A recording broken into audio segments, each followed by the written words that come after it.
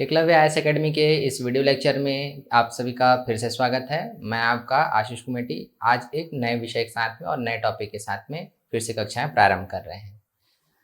आज जो हम चर्चा करेंगे वह है भारतीय इतिहास के विषय में। इसके पहले के जो वीडियोस बने उसमें हमने चर्चा किया कि इतिहास क्या है, इतिहास किस तरीके से बनता है और इतिहास के अध्ययन के दृष्टिकोण से उसे कितने भागों में बांटा गया है। इसी कड़ी में आज जो हम चर्चा करेंगे वह चर्चा है आपके प्राचीन इतिहास के संबंध में। प्राचीन इतिहास या प्राचीन भारत के संबंध में ये हमारा आज का क्या रहेगा टॉपिक है ना। इसी के अंतर्गत हम पहले चैप्टर को चर्चा करेंगे या पहले जो हमारा पहला जो टॉपिक है प्रागैतिहासिक काल, इस पर हम आज चर्चा करेंगे। सबसे पहले आप ध्यान दीजिए कि प्राचीन भारत जिसका हम समय लेते हैं प्रारंभ से लेकर लगभग 1209 ईस्वी तक, प्रारंभ से लेकर 1209 ईस्वी तक ये हम इसके समय ले रहे हैं। अब इसमें हम ध्यान दीजिएगा कि जब प्राचीन भारतीय इतिहास को पढ़ते हैं या प्राचीन भारत को जब हम पढ़ते हैं तो ये भी फिर से 3 भागों में बढ़ता है। पहला कहलाता है आपका प्राक इतिहास या प्री हिस्टोरिक पीरियड। दूसरा आपका कहलाता है आद्य इतिहास या इसे हम कहते हैं प्रोटो हिस्ट्री। और तीसरा आपका कहलाता है क्या, ऐतिहासिक काल या जिसे हम कहते हैं हिस्टोरिक पीरियड।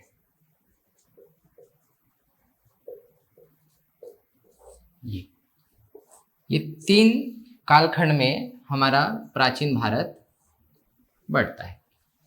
जो चर्चाएं हम करेंगे आज इसी पे हम करेंगे। हम आज देखेंगे किस पर, प्रागैतिहासिक जो हमारा भारतीय इतिहास का जो पहला चैप्टर है उस पर हम चर्चा आज करेंगे। जैसा हम सभी जानते हैं कि जब ये 3 कालखंड हमने बांटे हैं तो इसकी कुछ न कुछ परिभाषाएं भी होगी और कुछ न कुछ चर्चाएं भी इस पर अवश्य किया होगा। भारतीय इतिहास को जब हम देखते हैं और जब प्राचीन भारत को जब हम देखते हैं तो मानव की सभ्यता या मानव के उद्भव से लेकर उसके तमाम संघर्षों की गाथाओं या कहानियों को हम चर्चा करते हैं बेसिकली। अब इम्पॉर्टेंट क्या है कि जैसे हम जान रहे हैं कि आदिम युग से आधुनिक युग तक आने के लिए मानव ने बहुत संघर्ष किया है, जिसे वर्षों तक उसने बुद्धि बल पर हो चाहे शक्ति बल पर उसने जीतने का प्रयास किया है और तब वह जाकर क्या बन सका है, आदि मानव से सभ्य मानव बन सका। यहाँ पर हम सब जानते हैं। अब इन्हीं संघर्ष की जो गाथाएं हैं उसी को हमने कुछ काल विभाजन के अंतर्गत क्या करते हैं, बातचीत में रखते हैं या फिर चर्चाओं में रखते हैं या अध्ययन में रखते हैं। सबसे महत्वपूर्ण बात जो है कि किन परिस्थितियों से गुजरकर मानव ने अपनी सभ्यता को विकसित किया, अपनी संस्कृति को विकसित किया, यह इतिहास में लिखा नहीं जा सकता या इतिहास उस कुछ चीज को बताने के लिए क्या है, असक्षम है। लेकिन हम प्राक इतिहास की जब चर्चा करते हैं या इसी कड़ी को या मानव के इस विकास क्रम को बताने के लिए हम जिसका माध्यम अपनाते हैं वह है प्राक इतिहास या जिससे हम क्या कहते हैं, प्री हिस्टोरिक पीरियड या प्रागैतिहासिक काल भी हम इस चर्चा करते हैं। क्या है ये, सबसे समझाइएगा कि प्राक ऐतिहासिक काल और जब ऐतिहासिक काल की हद तक हम पहुंचने की जब चर्चा करेंगे तो दोनों के मध्य का विभेद क्या है। विभेद केवल इतना है कि प्रागैतिहासिक काल में हमारे पास लेखन कला नहीं है और ऐतिहासिक काल में हमारे पास क्या है, लेखन कला है। ये 2 चीज़ है हमारे पास। मेन विभेद जो आ रहा है अपने पास, जो हम चर्चाओं में आज करेंगे कि ऐतिहासिक काल जो है बेसिकली वो क्या है, लिपि और लेखन कला के ज्ञान पर आधारित है। ठीक है, वहां से हम इतिहास का अध्ययन कर रहे हैं। लेकिन प्रागैतिहासिक काल के समय में मानव क्या था, लेखन कला से अनभिज्ञ है। तो ये हमारी चर्चाओं में शामिल रहेगा।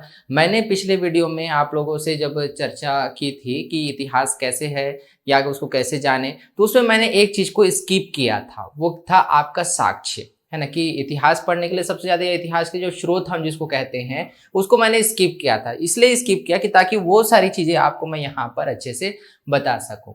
हमारे पास जो माध्यम होते हैं इसको पढ़ने के लिए, उसके लिए पद्धतियां हैं, उसके लिए विधियां हैं। जैसे इतिहास को जब भी हम पढ़ेंगे, जैसे ऐतिहासिक काल को पढ़ेंगे, तो ऐतिहासिक काल में जब हमारे पास लिखित साक्ष्य हैं तो वहां पर हम किसका आधार बनाएंगे? साहित्यों को आधार बनाएंगे।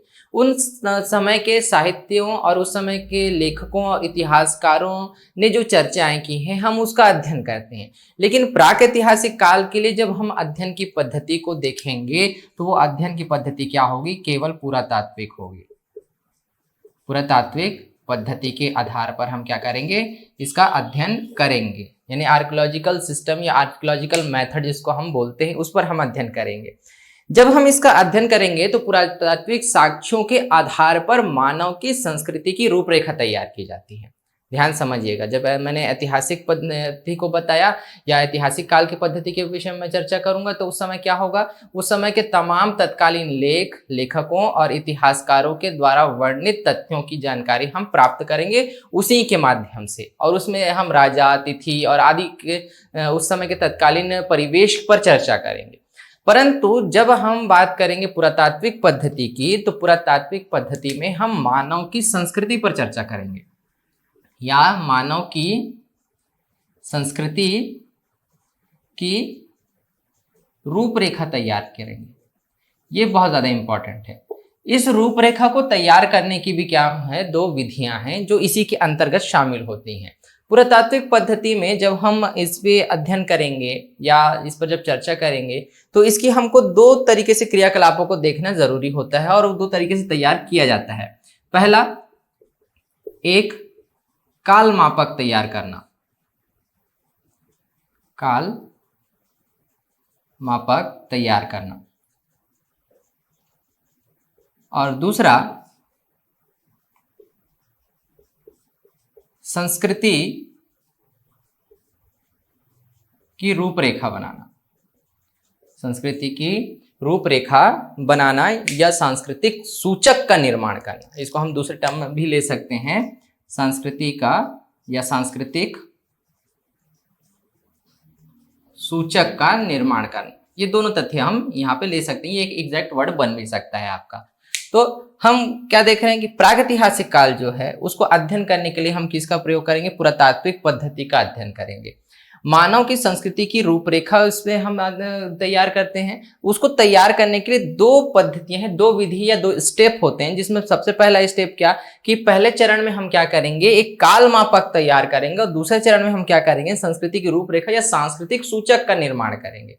कहने का तात्पर्य क्या है कि जब हम इसका अध्ययन कर रहे हैं तो हमको ये ज्ञान नहीं है कि हमारे पास मानव की सभ्यता किस तरीके से थी। केवल पुरातात्विक साक्ष्यों के आधार पर जो हमको चीजें मिलेंगी या पुरातात्विक जो साक्ष्य मिलेगा उसका एक आधार बनाया जाएगा, एक ढांचा बनाया जाएगा, और तब हम उस पर इतिहासकार या जो प्रागैतिहासिक कार है वो बता पाएगा कि बेसिकली इस तमाम सभ्यता में इन संस्कृतियों का समावेश था। अलग अलग बिंदु तैयार करेगा, जैसे कहीं से कोई पत्थर मिला है, कोई औजार मिला है, कहीं से कोई झोपड़ी मिली है, या फिर उस समय के तथ्य जो भी साक्ष्यों पर हमको प्राप्त होंगे उन पर जो भी चर्चाएं होंगी उसके आधार पर तत्कालीन समय की सभ्यताओं का निर्धारण किया जाएगा, उसके सांस्कृतिक सूचक का निर्माण किया जाएगा। तो इसमें क्या एक काल मापक तैयार होगा और दूसरे में क्या सांस्कृतिक सूचक इसमें बनेगा। हम बेसिकली जब इसका अध्ययन करते हैं पुरातात्विक समय का या पुरातात्विक पद्धति का, तो इसमें कुछ तथ्यों का भी हम यूज करते हैं या भी 2 प्रणालियों का यूज करते हैं। एक होता है स्तर क्रम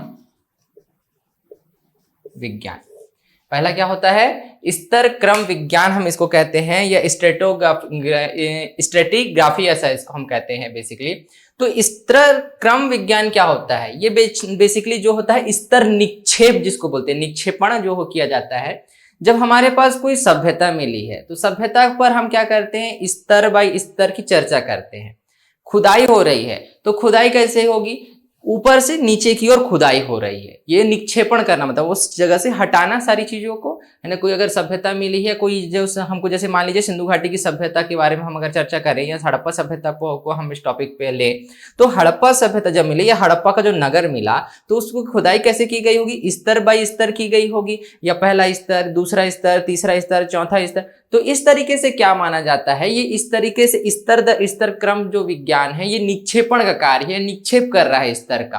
तो पहले से लेकर अंतिम तक जो हम जाएंगे, यानी पहला स्तर, दूसरा स्तर, तीसरा स्तर और ये निम्नतम स्तर, तो निम्नतम स्तर जो है ये सबसे ज्यादा प्राचीन माना जाता है। जब काल मापक बनाएंगे तो ये सबसे ज्यादा प्राचीन है, फिर उसके बाद का, फिर तीसरा, फिर चौथा, फिर पांचवा, क्योंकि एकाएक जो अगर सभ्यता रही होगी, जैसे मान लीजिए नदी का बहाव है, तो नदी के बहाव के कारण वो पूरा दब गया, तो वो एकाएक तो पूरी नदी के साथ में के दबाव के साथ में एक साथ नहीं दबा होगा, पहले एक चरण का दबा होगा एक समय के बाद, फिर दूसरे के समय का, फिर तीसरा, इस तरीके से वो क्या चलता जाएगा, निक्षेपण होता है, मतलब जो एक स्तर बाय स्तर बनता जाएगा और बाद में उसका क्या होगा, निक्षेपण होगा। ये किस पद्धति में होता है, स्तर क्रम विज्ञान की पद्धति में होता है।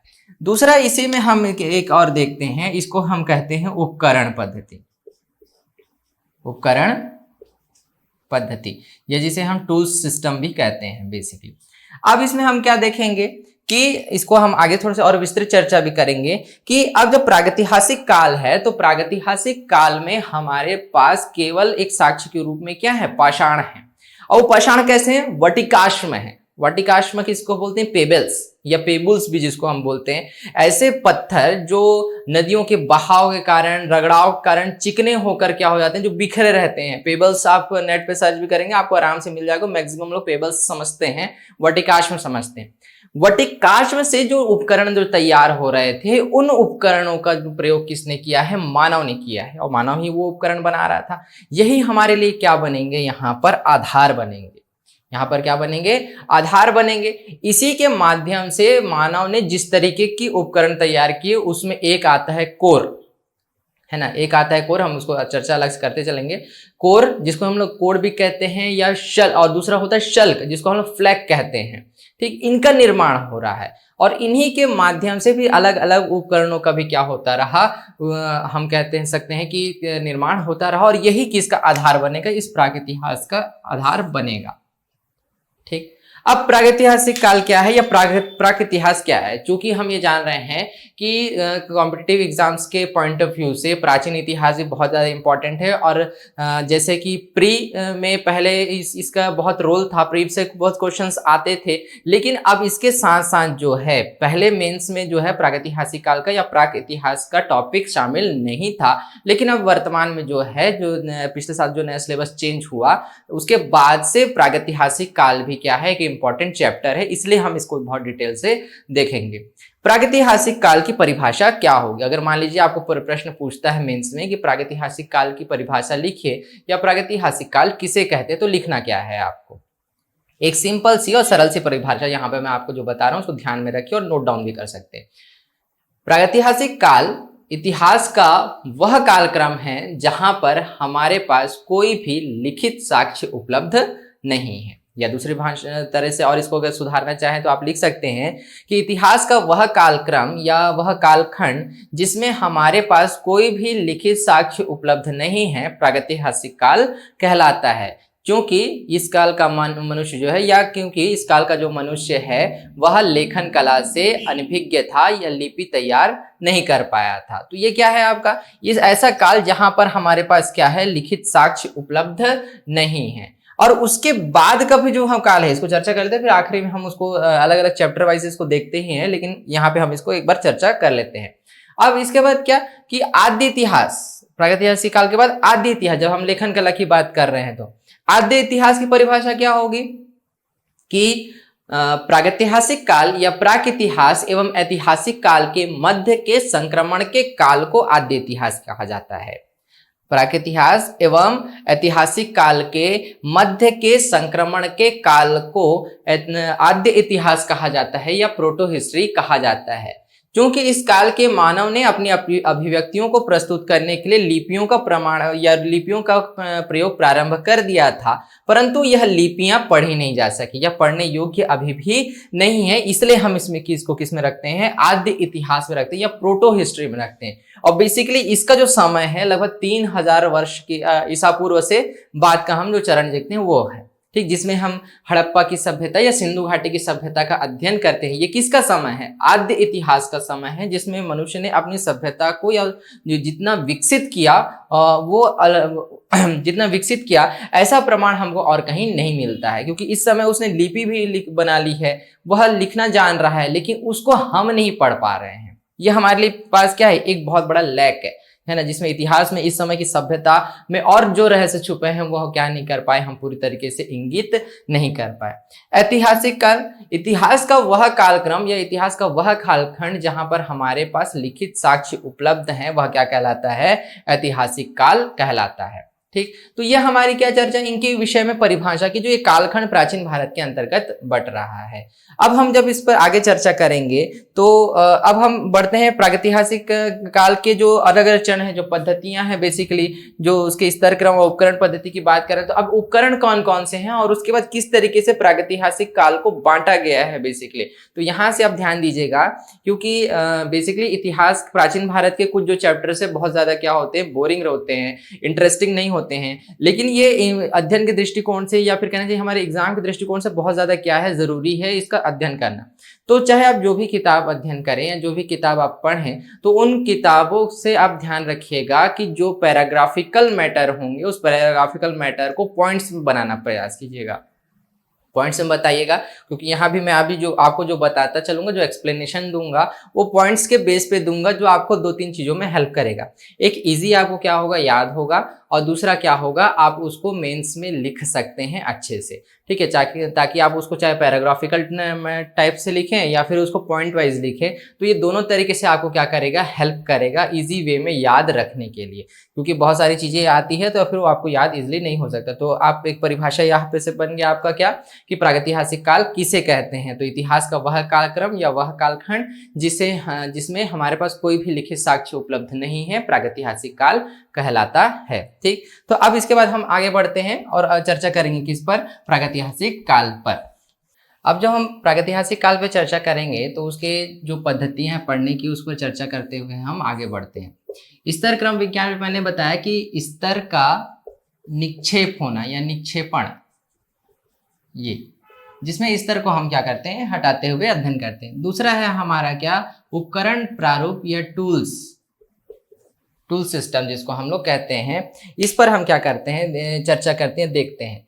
बेसिकली जब उपकरणों का जो निर्माण हुआ है, या फिर हम चर्चा करेंगे या देखेंगे पाषाणकालीन मानव पत्थरों के टुकड़ों के से अथवा वर्टिकाश या पेबल्स की सहायता से क्या कर रहा था? ये कोर और शल्क का निर्माण कर रहा था। कोर जब हम बोलेंगे तो कोर जो है ये बिल्कुल इस तरीके से कुछ होता है, एक सामान्य उसमें समझाने का आपको प्रयास करूंगा चित्र से।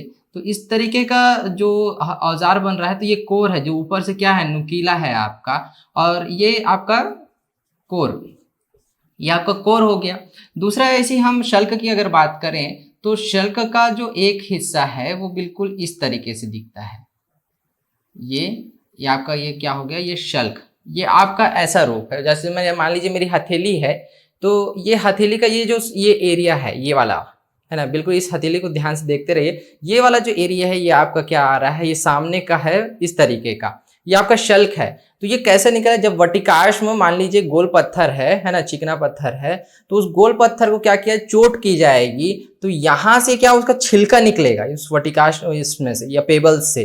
तो ये छिलका जब निकला तो ये क्या बना? आपका एक शल्क बन गया, और जब इसको मोड़ेंगे तो इस तरीके का ये आकृति बनता है, जो इधर से क्या होता है? इस तरीके से दिखता है, और ये इस तरीके का लेवल आता है। तो ये आपका क्या, जब हम इसको पलटेंगे तो ये बिल्कुल इस तरीके का छिलके के रूप का ऐसा आएगा, बिल्कुल इस तरीके का आकृति ऐसा, जिसको हम नाशपाती वगैरह टाइप का भी वो देखते हैं। तो इस तरीके से क्या होते हैं? ये आपके शल्क, यानी कि कह सकते हैं कि पत्थर को के जो किनारे से जब हम उसको प्रहार करेंगे तो उसका जो छिलका निकलेगा वही क्या होता है? आपका शल्क कहलाता है। और उसी के साथ में जब वो उस पेबल्स को क्या करेंगे? आप नुकीला तरीके से बनाएंगे छिलके चारों तरफ, जो उसके शल्क को निकालते हुए, तो वो क्या बनेगा? कोर बनेगा आपको। तो इस तरीके का अगर आपको देखना भी है और अच्छे से अध्ययन करना है तो नेट्स पे इस नामों को लेकर क्या कर सकते हैं आप, सर्च भी कर सकते हैं। तो ये क्या हो रहा है आपका वटिकाश्म। वटिकाश्म क्या होता है, पेबल्स क्या होते हैं?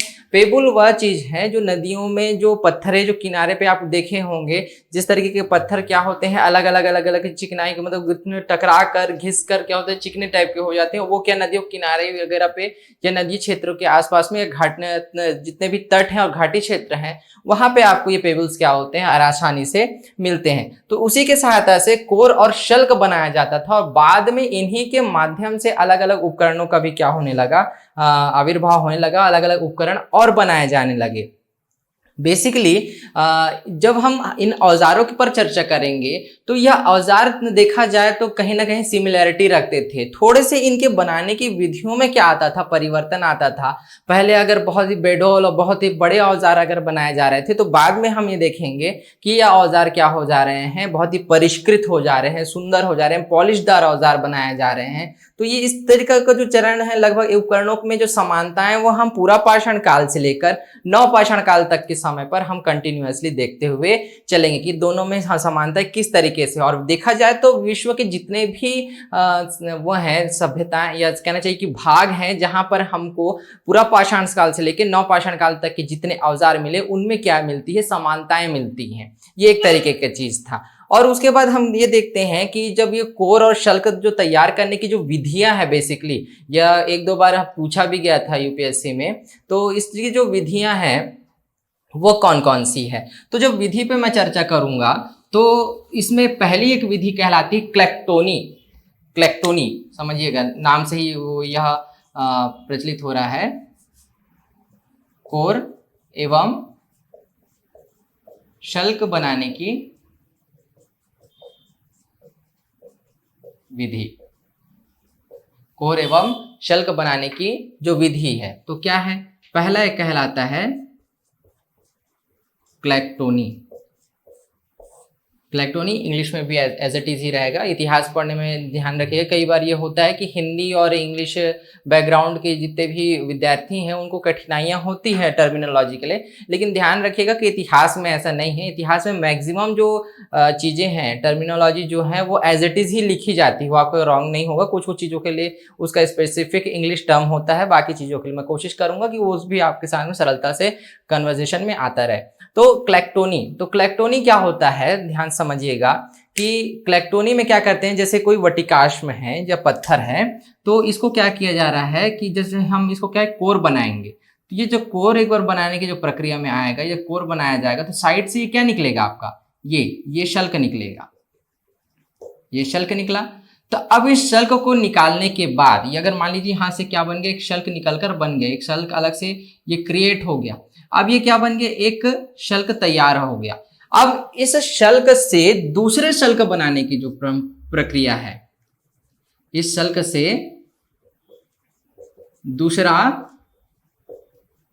शल्क बनाना, दूसरा शल्क बनाने कैसे बनेगा कि इस शल्क को लेकर इसको चिन्हांकित किया जाए, चिन्ह बनाया। जैसे हम एक वो बनाते हैं, जैसे कहना चाहिए स्टेंसिल वगैरह यूज करते थे हम मैप वगैरह बनाने के लिए, कि उसे खांचा खींच देते हैं और उसके बाद हम उसको बनाते हैं। तो यहाँ पर क्या कि जब एक शल्क से दूसरा शल्क जब बनाया जाएगा तो वही क्या कहलाता है, क्लेक्टोनी कहलाता है। क्या कहलाता है आपका, क्लेक्टोनी, यानी क्लोनिंग करना एक तरीके से, हम वर्ड वहीं से आया हुआ है क्लेक्टोनी। तो ये पहली विधि है, जब कोर से क्या किया जा रहा है, शल्क बनाया जा रहा है और शल्क के का एक प्रतिरूप बनाकर दूसरा शल्क बनाया जा रहा है, तो वो आपका क्या कहलाता है, क्लेक्टोनी कहलाता है। दूसरी जो विधि है हमारी, ये भी शल्क बनाने की ही विधि है। यह विधि कहलाती है लवा लवाई। लवा लवाई, इसमें क्या किया जाता है, सबसे पहले जैसे एक कोई पत्थर है या वटिकाश्म है, इससे क्या किया जाएगा, छोटे छोटे कोर के ऐसे बनाए जाएंगे, छोटे कोर बनाए जाएंगे, ऐसा इसका कोर बनता जाएगा, है ना। एक पत्थर को ऐसे हटा हटा के एक ऐसा कोर बनता गया, ऐसा कोर बन गया। अब ये कोर बनने के बाद इसके नीचे जो तल होगा, ठीक है, इससे फिर क्या करते जाएंगे, धीरे से प्रहार करते जाएंगे, है ना। अब इस प्रहार करने के बाद क्या होगा, ये यहाँ से एक टूट के अलग शल्क बन जाएगा, यहाँ से टूट करके अलग शल्क बन जाएगा। तो इस तरीके की जो शल्क बनाने की जो अलग अलग जो परंपरा है या जो ये विधि जो है ये क्या कहलाती थी, लवा लवाई कहलाती थी। पहला जो मैंने आपको बताया वो क्या कहलाता था, आपका क्लेक्टोनी कहलाता था। इसी के साथ जो है ये जो बेसिकली जो टेक्निक जो है जिस तरीके से शल्क बनाने का, यह आपका निर्मित कोड तकनीक कहलाता है। कि यानी कि पहले हम क्या बना रहे हैं, कोड बना रहे हैं या कोर बना रहे हैं, और उसके बाद हम क्या बना रहे हैं, उससे शल्क बना रहे हैं। तो इस तरीके से क्या शल्क बनाने की विधियां क्या होती रही, या टेक्निक जो है वो डेवलप होती रही। और इसका अध्ययन हमने पूरा किसके माध्यम से किया है, पूरा तात्विक साक्ष्यों के माध्यम से ही किया है। अब इसमें हम देखते हैं कि प्रागैतिहासिक काल में मानव ने कौन कौन से उपकरण बनाए हैं। तो उपकरण अगर हम पहले समझ जाएंगे तो फिर आगे का जो चैप्टर है वो हमारे लिए क्या हो जाएगा, आसान हो जाएगा। तो सबसे पहला चीज क्या कि उपकरण कौन कौन से थे। उपकरण में आपका एक आता है क्या, हैंडेक्स, जिसको हम लोग हस्त कुठार भी बोलते हैं। हैंडेक्स या हस्त कुठार, तो जैसे बेसिकली मनुष्य ने हैंडेक्स का उपयोग या हस्त कुठार का उपयोग सर्वाधिक शिकार आदि के लिए करने के लिए ही किया। वो क्या करता था, एक पत्थर को बिल्कुल किनारे से छील कर उसके ऊपर एक नुकीला परत वो बना देता था, शीर्ष नुकीला बना देता था, और उसको एक पत्थर तरीके से इस तरीके से प्रयोग करता था। बाद में उसमें हमने स्टिक वगैरह लगाना या हड्डी वगैरह को बांधना भी प्रारंभ किया। और उस तरीके से जैसे ये है, ये आपका एक पत्थर रहा होगा और उसको उसने क्या किया है, वो कर दिया, छील दिया। इसमें इस तरीके से अलग अलग दिखेगा। इस तरीके से रिफाइन यहाँ पे हम नहीं बना पाऊंगा मैं इसको डायग्राम को, लेकिन एक आपके समझने के लिए। तो ये इस तरीके से पकड़कर वो जिसका प्रयोग करता था वो क्या होता है, आपका हस्त कुठार होता था, या हैंडेक्स हम इसको कहते थे। ये क्या हो गया, आपका पहला हथियार हो गया। इसके बाद दूसरा जो होता है गंडासा और आपका खंडक उपकरण, यानी तोड़ने का छेनी जैसा होता है, ठीक है। गंडासा एवं खंडक उपकरण, जिसको हम लोग चॉपर एवं चॉपिंग टूल बोलते हैं, है ना। गंडासा एवं ये खंडक उपकरण है बेसिकली, है ना। तो गंडासा एवं खंडक उपकरण क्या है, चॉपर, है ना, जिसमें हम क्या कहते हैं, किसी चीज को ठोकने वगैरह के लिए जो यूज करते हैं ना, तो वो क्या कहलाता है, आपका गंडासा कहलाता है। और खंडक जो है वो चॉपिंग करने के लिए, उसको पकड़ के जैसे छेनी वगैरह जो है, तो वो क्या कहलाता है, आपका वो चॉपिंग टूल कहलाता है, यानी खंडक उपकरण कहलाता है। दूसरा होता है विदारणी। ये सब आप नाम लिखते जाइएगा, देख लीजिएगा, ये मिलेगा भी। या इसको बोलते हैं हम क्लीवर। ये जो है आपका ये एक हथियार था, है ना। दूसरा होता है, ये चौथा होता है खुरचनी। इसे खुरचा जाता था, या किसी चीज का परत वगैरह निकालना या किसी चीज को घिसने वगैरह के लिए जो है खुरचनी का। ये भी शल्क का ही भांति है, एक तरीके के शल्क के निर्माण रूप में ही आता है ये औजार भी। पांचवा है वेधनी, ये नुकीला होता है, ठीक। छठवा बेधक, ये भी क्या होता है, जैसे भाला बनता है या तीर जैसा बनता है ना, जिसको ऊपर का नुकीला होता होगा, डंडे में फिट करो तो भाला जैसे बन जाएगा, ये उस तरीके का है बेधक और बेधनी। और अगला जो आता है वो सातवां तक्षणी।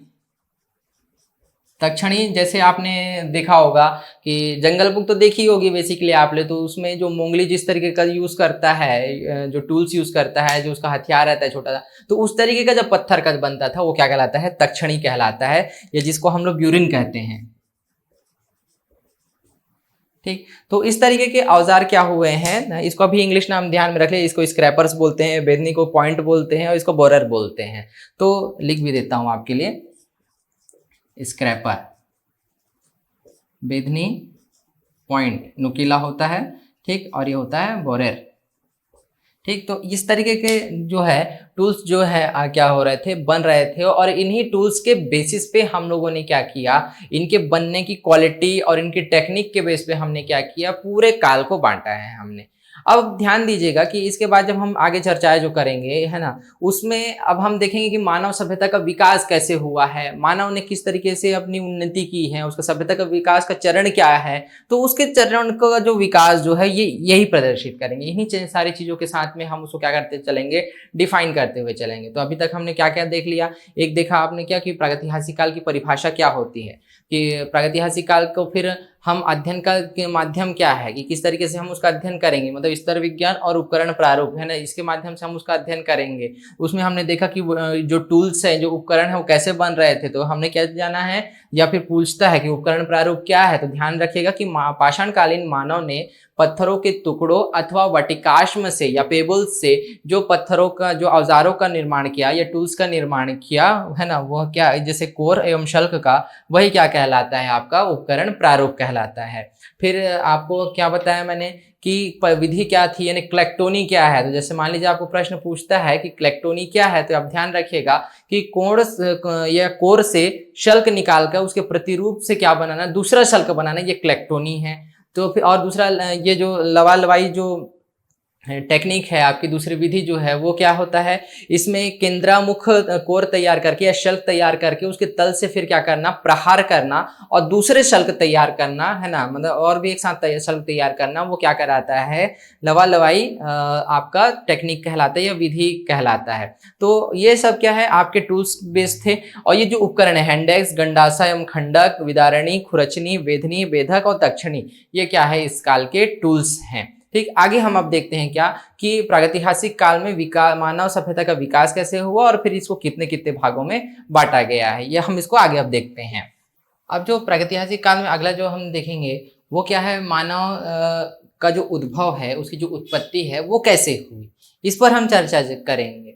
तो मानव के विकास के जब चरण की हम बात करेंगे या हम ये देखेंगे, उससे पहले जो प्रकृति का निर्माण कैसे हुआ या सृष्टि की रचना कैसे हुई, इस पर हम देखने के लिए थोड़ा सा हमको मानव विज्ञानी भाषाओं का प्रयोग करना पड़ता है या मानव विज्ञान की तरफ हमको झुकाव डालना पड़ता है, क्योंकि बिना इसके हम मानव की सभ्यता के विकास के चरण में नहीं जान सकते। मानव सभ्यता का जो चरण है या मानव सभ्यता जीवन का जो उदय हुआ है, इसके विषय में जानने के लिए जब जीवन का क्रमिक विकास हो रहा है, ये जानना आवश्यक है। तो जीवन का जो क्रमिक विकास है वो कुछ समय अंतराल में बना। जैसे हम चर्चा करेंगे कि महाकल्प से कल्प और उसके बाद युग, इरा, पीरियड और इपोक। ठीक, तो इस महाकल्प ये क्या है, ये महाकल्प में फिर अलग अलग कुछ वो है, विभाग बटे हुए हैं, फिर कल्प अलग है और युग अलग है। मतलब ये हमारा ये एक बढ़ता क्रम है, महाकल्प सबसे ज्यादा बड़ा समय है। ठीक, तो ये क्या है, एक समय बटा हुआ है जिसमें जीवन का हम क्रमिक विकास देखते हैं महाकल्प, कल्प और युग में। जैसा कि हम ये जानते हैं कि जब जगत में जब जीवन की उत्पत्ति हुई है या जीवन का क्रमिक विकास हुआ है, तो उस दौर में हाँ सबसे पहले जो है जीवन जो है एक झिल्ली के रूप में या काई के रूप में, या कहना सकते हैं कि अपन कि चिपचिपे लसलसेदार द्रव्य के रूप में जीवन की उत्पत्ति हुई है। उसके बाद जो समय आया है, उसके बाद का अगला जो समय है वो किसका है, जलचरों का है, यानी कि जो जल में जो जिसका जीवन होता है, ऐसे जीवों का जो समय है वो जलचर या वो जलचर कहलाते हैं, वो जलचरों का समय है। जलचरों के बाद का जो टाइम है वो किसका है, रेप्टाइल्स का है, जिसे हम क्या कहते हैं, सरीसृप कहते हैं। रेप्टाइल्स और सरीसृप के बाद जो है पक्षी आए हैं, और पक्षियों के साथ साथ कौन आए हैं, स्तनधारी आए हैं, या इस जो जिसको हम क्या कह सकते हैं कि मैमल्स, जिसको बेसिकली हम कहते हैं, तो मैमल्स का टाइम आया है। तो अब इसके बाद हम देखते हैं कि जब मानव का विकास हो रहा है, तो मानव के विकास के समय में सबसे पहला, मानव के विकास के समय में सबसे पहले हम किसी की बात करते हैं तो किसकी बात करते हैं, या स्तनधारियों में जब बात करेंगे तो हम बात करते हैं किसकी, प्राइमेट की। किसकी बात करते हैं, प्राइमेट की, या फिर इसको हम लोगों ने नर वानर भी बोला है, प्राइमेट। ठीक है, बंदर की तरह होता था, इसे तो सामान्यतः ये कहा जाता है कि हमारे पूर्वज जो थे बंदर थे। तो आप लोग में से देख लीजिए कि कौन कौन आप लोग के क्या थे, पूर्वज जो है बंदर थे, मैं स्वीकार कर चुका हूँ। ठीक, अब मानव सभ्यता का जो क्रम है या मानव के विकास का जो क्रम है, सभ्यता नहीं कह सकते हम उसको मानव का विकास जो हुआ है वो कैसे हुआ है। तो सबसे पहला क्या, जो जिसको हम नर वानर कह रहे हैं या प्राइमेट, ठीक, ये पहला है ना, प्राइमेट या नर वानर, जिस पर हम चर्चा कर रहे थे, प्राइमेट हो गया। फिर रामाफिथेकस हो गया, रामा पिथेकस, दूसरा ऑस्ट्रेलोपिथेकस अफ्रिकनेस, ये एक था। तीसरा है आपका होमो इरेक्टस,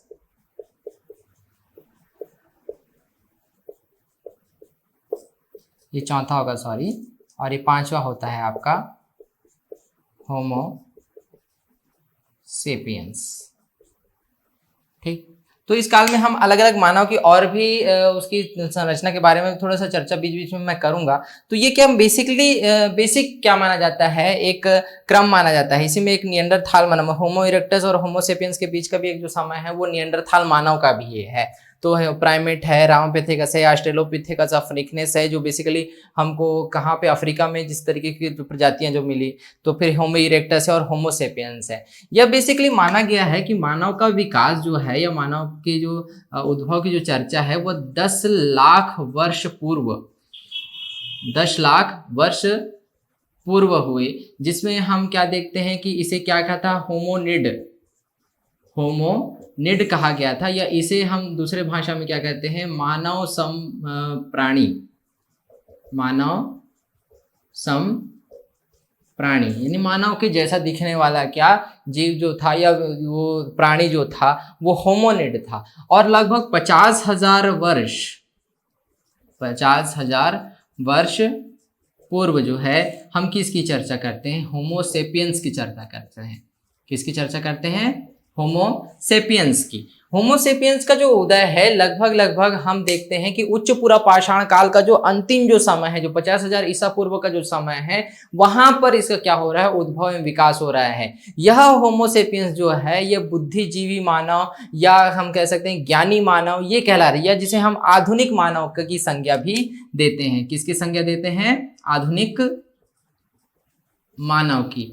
तो इसका जो समय है, अंतराल है, वो क्या है, 50,000 वर्ष पूर्व के आसपास का है, जहां पर हम ये देखते हैं कि इस मानव का क्या हुई उत्पत्ति हुई।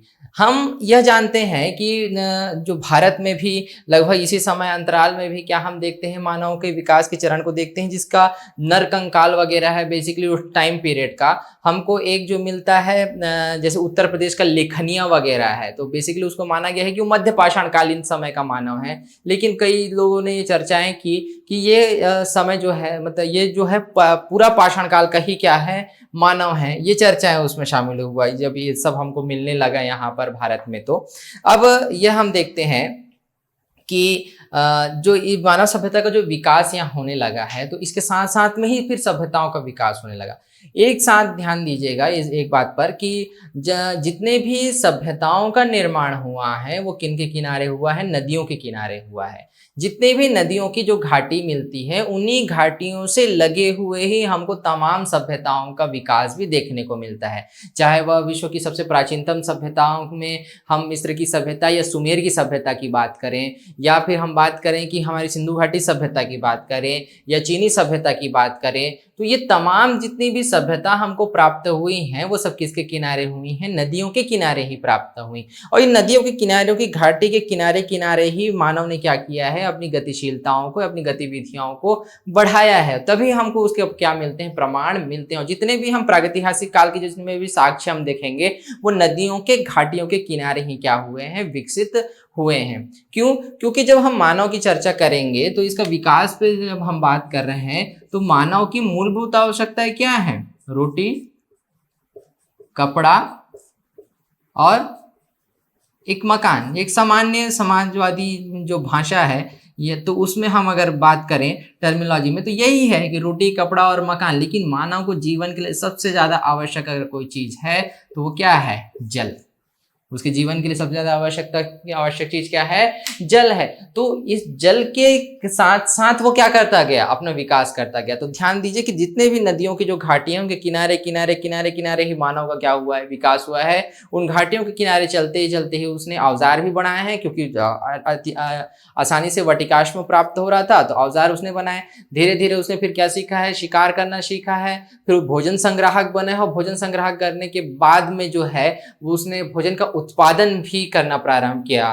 तो अब इस तरीके से हम मानव के विकास के चरण को क्या करते हैं, देखते हैं। अब प्रागैतिहासिक काल में जब हम मानव के चरण पर चर्चा करेंगे तो उसी के आधार पर इस युग के बारे में भी चर्चा करेंगे कि प्रागैतिहासिक काल जो है वह कितने भागों में बटा है। अब यहाँ पर थोड़ी सी चर्चा और करते हैं, फिर हम उस ओर बढ़ेंगे। तो मानव का जो प्रथम जो साक्ष्य है, या जो कहना चाहिए कि जो अवशेष है, वो हमको कहाँ से प्राप्त हुआ था, अफ्रीका से प्राप्त हुआ था।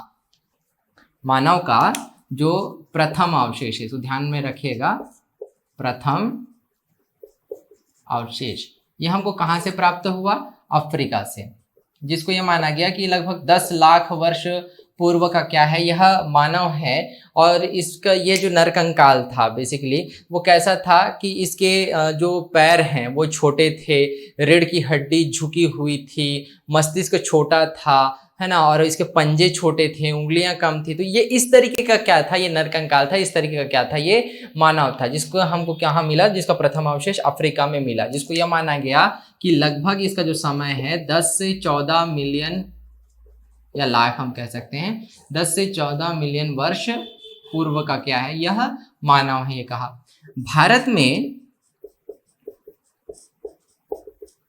भी इसी टाइम पीरियड पे ही मानव के उत्पत्तियों के साक्ष्य हमको मिलते हैं। तो भारत में जो हमको अवशेष जो मिले, मानव अवशेष, वो कहाँ से मिले हैं, बेसिकली शिवालिक एवं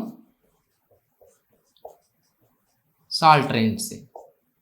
कहाँ से मिला है, शिवालिक एवं साल्ट रेंज से हमको यहाँ पर मिला। बेसिकली जो पाषाणकालीन जब चर्चाओं में जब आया कि पाषाणकालीन सभ्यताओं को भारत में देखना है, अंग्रेजों की इसी बात के लिए हम क्या है, रेडी हैं, है ना, क्योंकि बेसिकली जितनी भी प्राचीन सभ्यताओं का जब अध्ययन प्रारंभ हुआ या इतिहास का क्रमिक अध्ययन जब प्रारंभ हुआ, उसमें अंग्रेजों ने जो सहयोग किया वह शायद ही हम कर पाते। बाद में इतिहास में बड़ा एक नाम करने वाले बड़े जितने भी कहना चाहिए कि इतिहास पर शोध करने वालों पर नाम की चर्चाएं बहुत होती हैं, परंतु जो हम पहला जो चरण देखते हैं बेसिकली 17वीं से 18वीं शताब्दी के दौर में, कि जैसे एशियाटिक बंगाल सोसाइटी जो था, है ना, एशियाटिक बंगाल सोसाइटी ने इतिहास को एक क्रमिक रूप देने का जो कार्य प्रारंभ किया, उसके बाद में ये क्रमिक रूप से बढ़ता हुआ चला गया। तो 1935 में जब पीटरसन एवं डिटेरा ने जब अलग अलग पुरा पाषाणकालीन स्थलों की जो खोज की, तो उस समय उन्होंने शिवालिक एवं साल्ट रेंज पर भी क्या किए, खोज किए थे। और यहाँ से उन्होंने जितने भी वो थे मानव कंकाल और इस काल की जो, या कहना चाहिए कि आगे आने वाली पाषाणकालीन संस्कृतियों की जो खोज की, तो वो यहीं से प्रारंभ चलता है कि किस तरीके से यहाँ पर मानव के अवशेष कब से थे, या मानव ने अपनी सभ्यता का विकास किस चरण में प्रारंभ किया था, ये सारी जानकारी हमको यहीं से प्राप्त होना प्रारंभ होती है। तो शिवालिक और जो साल्ट रेंज है वो यहाँ से हम क्या मिलता है, मानव के अवशेष प्राप्त होते हैं भारत में। इसमें जो पुरुष अवशेष है या पुरुष जो था वो क्या कहलाता है, रामापिथेकस कहलाता है। क्या कहलाता है, रामापिथेकस। और जो स्त्री जो है वो क्या कहलाती है, शिवा पिथेकस। ये आपका क्या है, मानव की उत्पत्ति और उसके विकास से जुड़े हुए कुछ बातें जो हैं वह एक संक्षिप्त रूप में है। मैंने आपको बता दिया कि मानव के विकास का चरण क्या था, जिसमें नर प्राइमेट, रामापिथेकस, ऑस्ट्रेलोपिथेकस, होमो इरेक्टस और होमो सेपियंस तक हम कैसे पहुंच रहे हैं। ठीक, दूसरा हम देख रहे हैं कि भारत में इसके अवशेष कब से प्राप्त होते हैं। ध्यान में रखिएगा कि बेसिकली ये भारत में जो अवशेष है 1935, अगर आप नोट करना चाहें तो नोट भी कर लीजिए, 1935 ईस्वी में इसमें पीटरसन और डेटेरा का नाम आता है। पीटरसन एवं डेटेरा, पीटरसन एवं डेटेरा, इन दोनों ने अभियान किया किसके नेतृत्व में, मेल कैम्ब्रिज थे। इनके का जो अभियान दल था, इन्हीं अभियान दलों ने क्या किया, शिवालिक एवं साल्ट रेंज में मानव अवशेषों को खोजा, जिसमें से पुरुष के अवशेष को क्या कहा जाता है, रामापिथेकस कहा जाता है, और स्त्री के अवशेष को क्या कहा जाता है, शिवापिथेकस कहा जाता है। यानी कि हमको 10 लाख वर्ष पूर्व की घटनाओं के बारे में हमको ज्ञान यहाँ पर मिल रहा है। घटना तो हम नहीं कह सकते, लेकिन उनके अवशेषों की हम क्या मिल रही है, जानकारी प्राप्त हो रही है। तो ये आपको क्या है, मानव सभ्यता से जुड़ी हुए क्या है, तथ्य हैं। अब इसमें हम क्या देखते हैं कि प्रागैतिहासिक काल जो है वो कैसे बटा है। अब जब इतिहास को हम पढ़ते हैं तो या प्राचीन भारत की जब हम चर्चा करते हैं तो मैंने पहले बताया कि प्रागैतिहासिक काल है, फिर उसके बाद आदि इतिहास और ऐतिहासिक काल है। लेकिन इसमें युगों को भी बांटा गया था कि जैसे एक पाषाण युग हो गया, पाषाण युग के बाद में हम फिर अगला चरण देख रहे हैं ताम्र युग का देख रहे हैं, ताम्र युग के बाद हम देख रहे हैं कांस्य युग देख रहे हैं, और कांस्य युग के बाद हम क्या देख रहे हैं आपका लौह युग देख रहे हैं। सॉरी, ब्रॉन्ज का भी था और लौह युग भी था।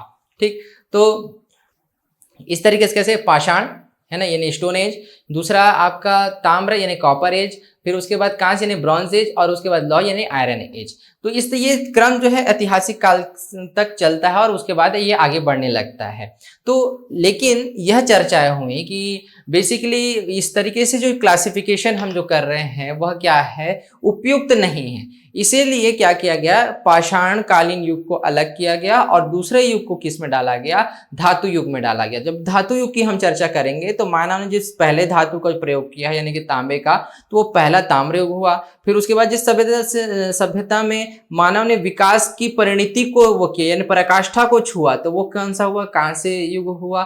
ठीक, और उसके बाद अगला जो धातु था वो लौह युग था, यानी कि यहाँ से सभ्यता का तीव्र विकास हो रहा है। तो उसको इस तरीके से यहाँ क्या किया गया, क्लासिफाइड किया गया और इस यहाँ पर फिर पाषाण युग को अलग बांटा गया। अब हम चर्चा करेंगे किस पर, पाषाण युग पर। पाषाण युग जो है बेसिकली 3 भागों में डिवाइड होता है। पहला पूरा पाषाण काल, ये जिसे हम कहते हैं पैलियोथिक एज, पैलियोथिक एज, ये आपका क्या है, पूरा पाषाण काल है। ये फिर से 3 भागों में बढ़ता है, या 3 भागों में फिर से इसका क्लासिफिकेशन किया गया। एक पहला निम्न पूरा पाषाण काल, दूसरा मध्य पूरा पाषाण काल, और तीसरा उच्च पूरा पाषाण काल। लोअर आपका ये लोअर पैलियोथिक एज है, ये आपका मिडिल पैलियोथिक एज है, और ये हायर पैलियोथिक एज है। तो इस तरीके से क्या हमने देखा है कि पूरा पाषाण काल ये पहला समय है, जिसका समय लगभग 10 लाख ईसा पूर्व से लेकर 50,000 ईसा पूर्व तक का ये संपूर्ण समय है। ये इसका समय हो गया। दूसरा जो आता है आपका क्या, मध्य पाषाण काल, ये कहलाता है आपका मेसोलिथिक एज।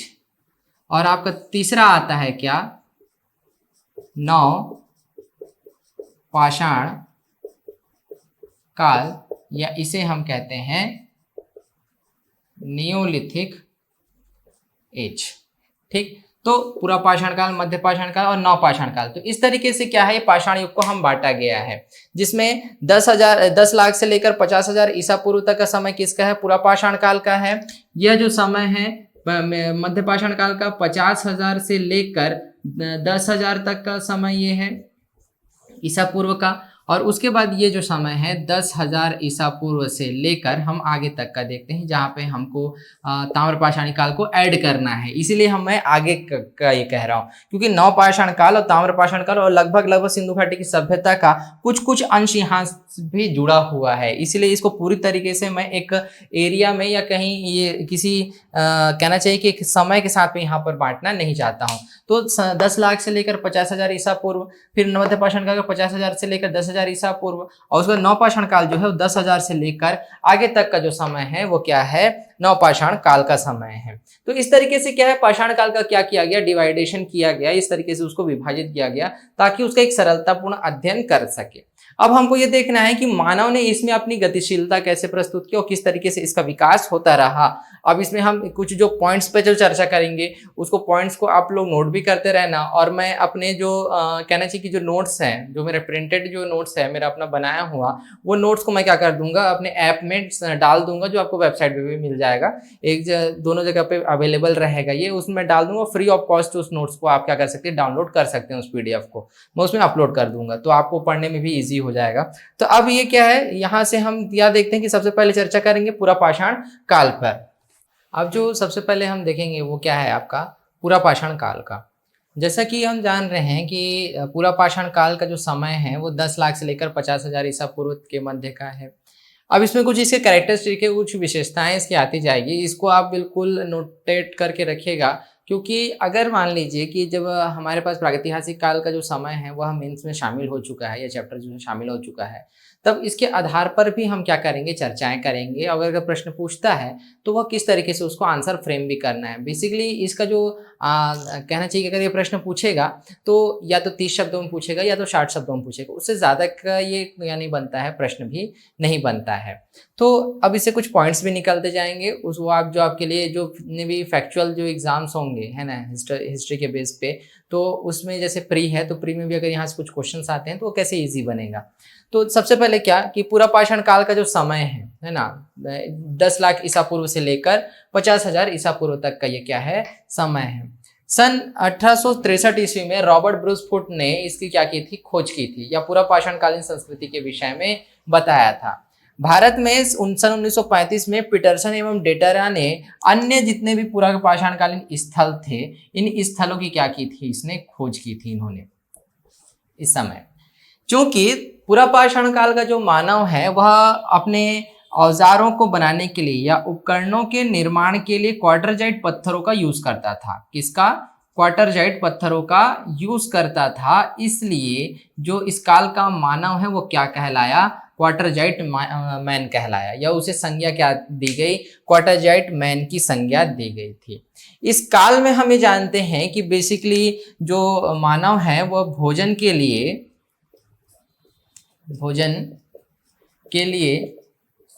शिकार पर और दूसरा कहना चाहिए कि वनस्पतियों, कंदमूल आदि पर वो क्या था, निर्भर था। ठीक है, अगर शिकार पर था तो वो शिकार कर रहा था, ठीक है, वनस्पतियों पर निर्भर था, कंदमूल खा रहा था, और आवाज के लिए वो वृक्षों की टहनियों और कंदराओं या गुफाओं का यूज कर रहा था। वृक्षों के जो एक खोल होते हैं ना, तो उस खोल में भी क्या क्या रहता था, मानव अपने रहने के लिए आवाज को क्या के रूप में उसको यूज करता था। साथ ही जितने जो कंदराएं हैं या गुफाएं हैं पहाड़ों की, है ना, जो जंगलों में जो खोलें होती हैं, तो उसका वो क्या कर रहा था, अपने आवाज के लिए वो उस पर निर्भर था। तो इनमें कुछ महत्वपूर्ण चीजें और भी हैं कि जो पूरा पाषाण काल में हमको कहीं कहीं गुफा चित्र मिले हैं। क्या मिले हैं, गुफा चित्र, या इसे ही हम क्या कहते हैं, गुहा चित्र कहते हैं। यानी कि हम ये कह सकते हैं कि अपनी अभिव्यक्ति को बताने के लिए इस समय के मानव ने चित्रकला का भी क्या किया है, प्रयोग किया है। और उसने जो इस काल में बेसिकली पूरा पाषाण काल में मानव ने जिस रंग का प्रयोग किया है वो कौन से है, चटकीले गहरे एवं लाल रंग का इसने क्या किया है, प्रयोग किया है। चटकीले, गहरे एवं लाल रंग का इसने क्या किया, प्रयोग किया था इस समय। तो इस समय ये जो चित्रकला वगैरह का जो प्रभाव है हमको बेसिकली कहाँ से मिला, जो मध्य प्रदेश की जो भीमबेटका वगैरह है वहाँ से मिल रहा है। तो इसमें हमको दरियाई घोड़ा, हाथी, ऐसे कुछ जीवों के भी या जानवरों के भी हमको क्या मिले हैं, अंश उसमें देखने को मिला है कि इस तरीके की चित्रकारी उसमें की गई थी उस टाइम पीरियड पे। अब हम ये जानते हैं कि पूरा पाषाण काल जो है वो 3 भागों में बढ़ता है। इसमें सबसे पहला भाग हमारा कौन सा है, निम्न पूरा पाषाण काल का है। तो निम्न पाषाण काल, मध्य पाषाण काल, उच्च पूरा पाषाण काल, इसमें भी मानव की कुछ ना कुछ क्या थी, गतिविधियां थी। तो आप सबसे पहले इसको नोटेट करके रख लीजिएगा कि एक तो पूरा पाषाण काल का जो समय है 10 लाख से 50,000 ईसा पूर्व तक का। दूसरा सन 1863 में इस रॉबर्ट ब्रूस फुट ने इस संस्कृति की खोज की थी। सन 1935 में भारत में अन्य पूरा पाषाण काल की जो खोज है स्थलों की वो किसने की, पीटरसन एवं डेटेरा ने। मानव, इस काल का जो मानव था वो बेसिकली क्वार्टरजाइट पत्थरों से या पाषाणों से क्या बनाता था, औजार बनाता था, इसलिए उसे क्वार्टरजाइट मैन की संज्ञा दी गई है। फिर उसके बाद जो भोजन के लिए इस समय का जो मानव है वह किस पर निर्भर था, शिकार पर निर्भर था, या फिर वनस्पतियों आदि पर वो क्या था, निर्भर था। क्योंकि इस समय का जो मानव है वो क्या था, वो सिर्फ जहाँ से उसको फूड मटेरियल्स मिल रहे हैं उसको वो क्या कर रहा था, सिर्फ अपने आहार के लिए लेता जा रहा था। तो और रहने के लिए वो कंदराओं में, पेड़ों की टहनियों पर, इस पे वो निवास के लिए क्या करता था, यूज करता था। और जो इस समय कुछ गुफा चित्र वगैरह मिले तो उसमें गहरे चटकीले गहरे एवं लाल रंग का उसमें क्या किया गया है, प्रयोग किया गया है इस समय, ये ध्यान दीजिएगा। अब इसमें हम आगे देखते हैं किसके विषय में, निम्न पूरा पाषाण काल के विषय में।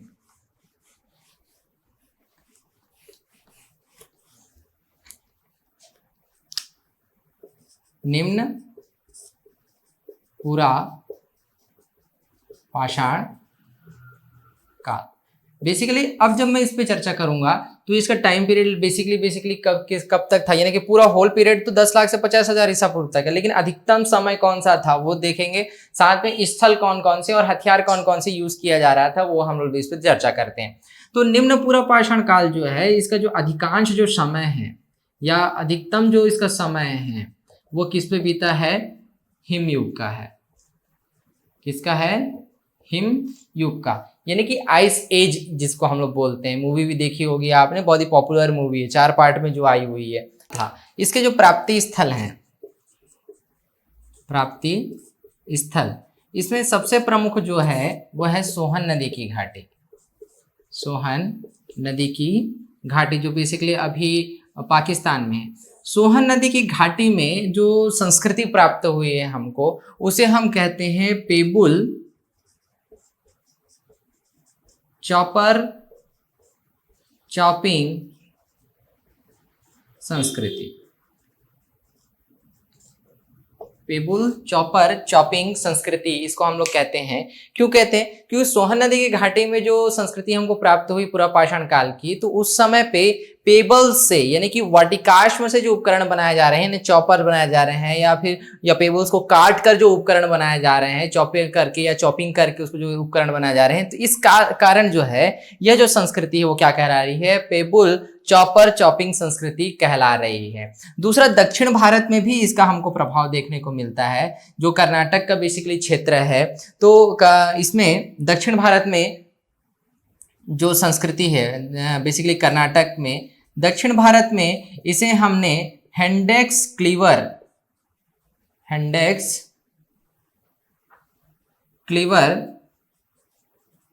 संस्कृति कहा है। क्या कहा है, हेंडेक्स क्लीवर संस्कृति कहा, या इसी को दूसरे रूप में कहा गया मद्रासियन संस्कृति। मद्रासियन संस्कृति कहा गया।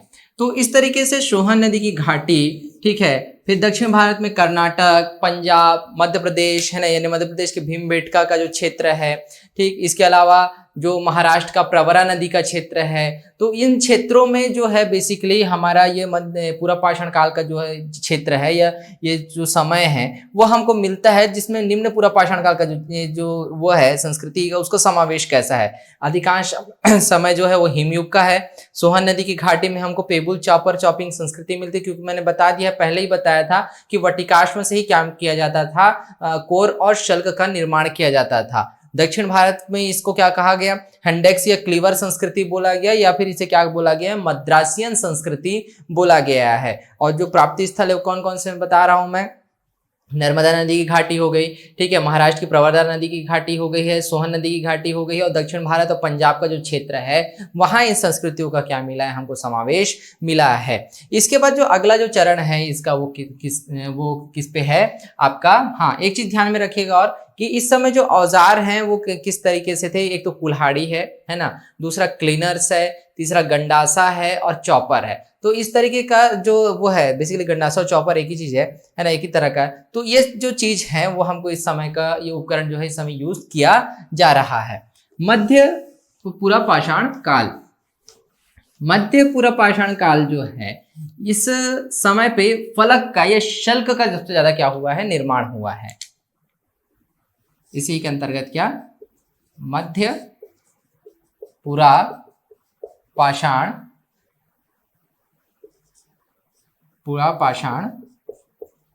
काल, ये जो समय है मध्य पूरा पाषाण काल का, ये निएंडरथाल मानव का समय है। निएंडरथाल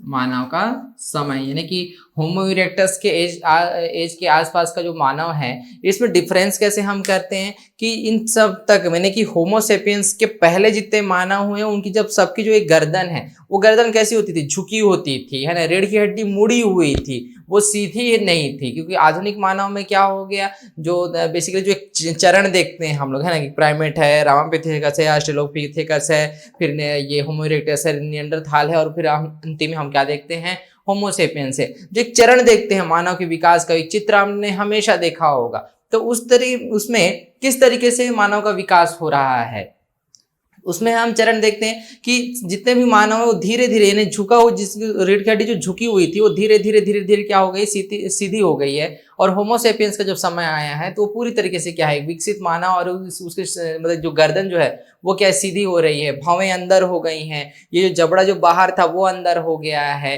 पंजे विकसित हो गए हैं, मतलब पंजे जो पहले बेढौर मतलब मोटे से होते थे वो क्या हो गए हैं, मतलब सुंदरता की ओर बढ़ गया। तो इस तरीके से आधुनिक मानव का विकास हुआ। तो उसमें एक चरण जो है और निएंडरथाल मानव का भी है वो किस में आता था, मध्य पूरा पाषाण काल के समय में आता था। इस समय जो मुख्य रूप से फलक का ज्यादा यूज हुआ है ना, यानी शल्क का ज्यादा यूज हुआ, इसको हम लोग फ्लैक भी बोलते हैं, पहले ही बताया था आपको, फ्लैक्स का ज्यादा यूज हुआ है। इसी कारण से ये संपूर्ण टाइम पीरियड जो है फलक संस्कृति के नाम से भी जानी जाती है। किस नाम से जानी जाती है, फलक संस्कृति के नाम से जानी जाती है। और इसको कहने वाले कौन है, एच.डी. सांकलिया, एच.डी. सांकलिया, इन्होंने इसे फलक संस्कृति की क्या दी है, संज्ञा दी है। ध्यान रखिएगा, मैंने 2-4 लोगों के नाम पहले भी लिए हैं और अब भी ले रहा हूं, ठीक है। पूरा पाषाण काल को पढ़ा तो उस समय 1863 में रॉबर्ट ब्रूसफुट का नाम लिया, 1935 के लिए पीटरसन एवं डेटर का नाम लिया, और उसके बाद अब एच.डी. सांकलिया का नाम ले रहा हूं। तो एच.डी. सांकलिया ने मतलब पूरा पाषाण काल का जो समय है इसको फलक संस्कृति नाम दिया। क्यों, क्योंकि इस टाइम पे फलक का या फ्लैग का सबसे ज्यादा क्या हुआ है, निर्माण हुआ है। क्योंकि इस काल में जो जिस तरीके से कोर बना रहे थे, तो कोर मैंने बताया था विधि कैसी थी, तो उससे शल्क को क्या हुए, बहुत सारे निकलते गए। इस काल के जो प्रमुख जो औजार रहे उनमें फलक के साथ साथ में बेधक था, बेधनी था, और क्या था, खुरचनी। इनके विषय में हम लोग चर्चा पहले ही कर लिए हैं।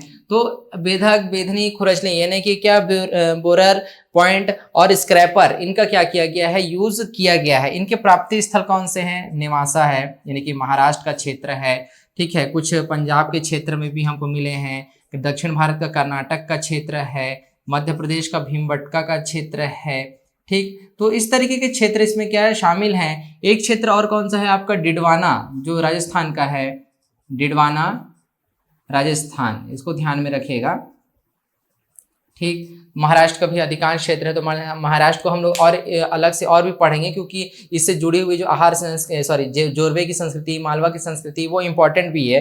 तो उसको हम लोग अलग से एक चैप्टर में जब ताम्र पाषाणिक काल पढ़ेंगे तो उस दौरान में देखेंगे। तो नेवासा, पंजाब यानी महाराष्ट्र का क्षेत्र, पंजाब, कर्नाटक, मध्य प्रदेश, डिडवाना, राजस्थान, ठीक है। और आंध्र प्रदेश का कुछ क्षेत्र भी इसमें क्या है, शामिल है, बेसिकली दक्षिण भारत का एक प्रमुख हिस्सा जो है। तो इस समय भी क्या हो रहा था कि मानव ने अपने जितने भी औजार है उसके माध्यम से अपनी उपस्थिति दर्ज की है। बेलन नदी की घाटी जो बेसिकली कहाँ है, आंध्र प्रदेश में है। बेलन नदी की घाटी में हमको कुछ औजार और उपकरण मिले हैं। इस काल के मानव के कुछ और जो उपकरण हैं हमको सराय नहर जो है उत्तर प्रदेश का, जो और उसी के निकट जो लेखनिया, वहां से भी हमको क्या मिलते हैं, प्राप्त होते हैं। तो इस काल का जो इंडिकेशन जो है वो किससे ज्यादा होता है, फ्लैक्स से होता है या शल्क से हमको होता है। इसके बाद का जो समय है वह उच्च पूरा पाषाण काल का है। किसका है, उच्च पूरा पाषाण काल का है। तो हमने इसके 2 स्तर देख लिए हैं। तीसरा स्तर हमारा कौन सा है, उच्च पूरा पाषाण काल का। उच्च पूरा पाषाण का जो समय है बेसिकली अंतिम जो टाइम पीरियड जो आता है लगभग 50,000 वर्ष पूर्व का। तो यह जो समय है ये किसका हम मानते हैं, आधुनिक मानव या होमोसेपियंस का समय मानते हैं। आधुनिक मानव या होमोसेपियंस का ये क्या है, टाइम पीरियड है, जिसमें हम क्या देखते हैं कि इस समय मनुष्य थोड़ा सा क्या हो गया था, डेवलप हो गया था, मतलब एक ज्ञान का विकास उसमें होने लगा। साथ ही साथ हम ये देखते हैं कि एक बुद्धिजीवी या जो आधुनिक मानव की जो संरचना हम देख रहे हैं उसका विकास यहाँ पर हो गया। इस समय जो मैंने गुफा चित्र बताए हैं, उस गुफा चित्र में मैंने ये भी बताया कि गहरे लाल एवं हरे रंग का प्रयोग हो रहा है। तो उसमें हाथी, दरियाई घोड़ा और बाघ का जो चित्रांकन होने लगा तो वो इसी के दौर का है ना, उच्च पूरा पाषाण काल में। यहीं पे हमको चित्रित शैलाश्रयों की हम जिसको बेसिकली बात कर रहे हैं, ये गुफा चित्रों का प्रभाव देखने को मिला। और इसका जो क्षेत्र है ना, प्राप्ति जो स्थल है वो कौन सा है, एक भीमबेटका है यानी कि मध्य प्रदेश में, भीमबेटका का क्षेत्र, महाराष्ट्र का जो नेवासा वाला जो क्षेत्र है वो, आंध्र प्रदेश यानी कि बेलन नदी की घाटी वाला जो क्षेत्र है, ठीक। इसके साथ साथ ही हम इसमें बात करते हैं इस क्षेत्र के पंजाब का कुछ क्षेत्र शामिल होता है, और मध्य क्षेत्र का मैंने बता दिया, ये मध्य प्रदेश का भीमबेटका, ये इसमें क्या है, शामिल है। तो इतना जो महत्वपूर्ण जो क्षेत्र है वो किससे लगा हुआ है, किससे संबंधित है, ये उच्च पूरा पाषाण काल से संबंधित है। इसमें जैसे हम बेलन नदी की घाटी को भी फिर से इंडिकेट कर सकते हैं कि वहाँ पे जो उपकरण मिले वो इस काल के थे। दूसरा रेनीगुंटा है ना, आपने नाम भी सुना होगा, वो आंध्र प्रदेश से संबंधित है। रेनीगुंटा क्षेत्र जो है, जो एक सोन घाटी भी है जो मध्य प्रदेश में है। आपका गुजरात से लगा हुआ जो विषादी है, बिहार की सिंह भूमि है। तो इतना क्षेत्र भी किसमें है, इसमें शामिल है उच्च पूरा पाषाण काल में, जो यह दर्शाता है कि पूरा पाषाण कालीन मानव जो है वो आधुनिक हो गया है और किस तरीके से अपनी संस्कृति का विकास कर रहा है। तो इस समय जो यूज हुआ सबसे बेसिकली औजार का, तो वो ब्लेड का था। ब्लेड, ये द्विधारी फलक हम इसको बोलते हैं, एक तरीके से द्विधारी फलक या शल्क हम बोलते हैं। द्विधारी ब्लेड्स की बात करते हैं, ब्लेड की साइड साइड में कोर जैसा ऐसा पूरा धारदार ऐसा वो बनाया गया, जो डिजाइन बनाया गया शल्क काट के, उसके किनारे क्या होते थे, धार होते थे। तो ब्लेड्स का ज्यादा यूज किया गया है इसमें, ब्यूरिन का, छिद्रक का, स्क्रैपर का, इसका इस समय क्या किया गया है, यूज किया गया है।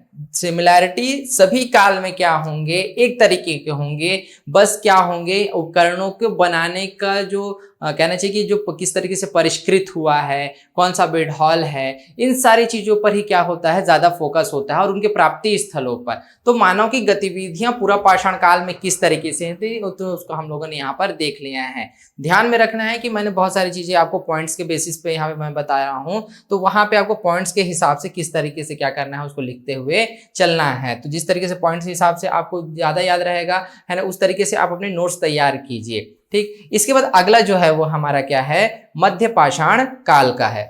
वो क्या, मध्य पाषाण काल, मध्य पाषाण काल अथवा क्या मेसोलिथिक एज।